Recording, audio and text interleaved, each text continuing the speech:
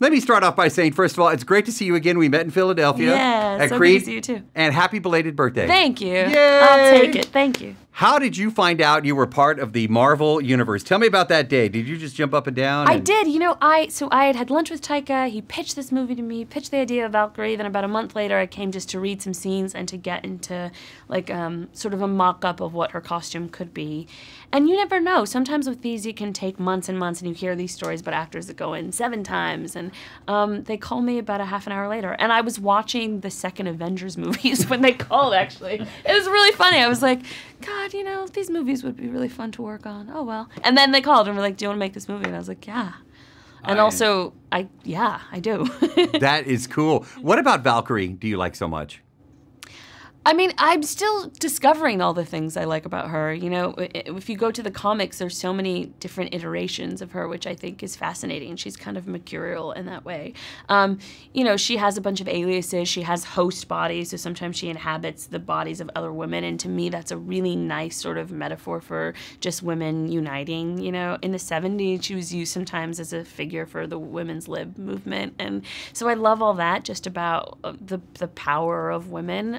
In the context of our movie, I think it was so cool to play a super heroine that sort of bucks convention, that feels sloppy and messy. And I was just speaking to a journalist that said, you know, when we first introduce her and she's like kind of drunk and hungover, that's something that you would typically see with a male character on screen. And so I love the idea of bringing something that's fresh and new, you know. That's what I like. I like because it's always guy. But then we see a character like Valkyrie, and it really is. I love that. Yeah, it's fun. Sometimes I would imagine when we were doing these fight sequences, you know, it's tough to be, it can be tough to be a woman in a male-dominated space. And let's be honest, Hollywood still kind of can be that. And so sometimes when I was like, you know, fighting these imaginary bad guys, that's kind of what I was thinking about. You mentioned the costume characters, the ideas in the very beginning. Walk me through the process of becoming Valkyrie. Well, I mean, a lot of it is just getting better with a cape. You know, all of the costumes are so incredible in these films, but there's a learning curve with, you know, how to move in them, you know, and they take some getting used to. It's really like a relationship that you have to figure out with your suit. But it informs so much of the work. You really don't feel like these characters until you get in these costumes.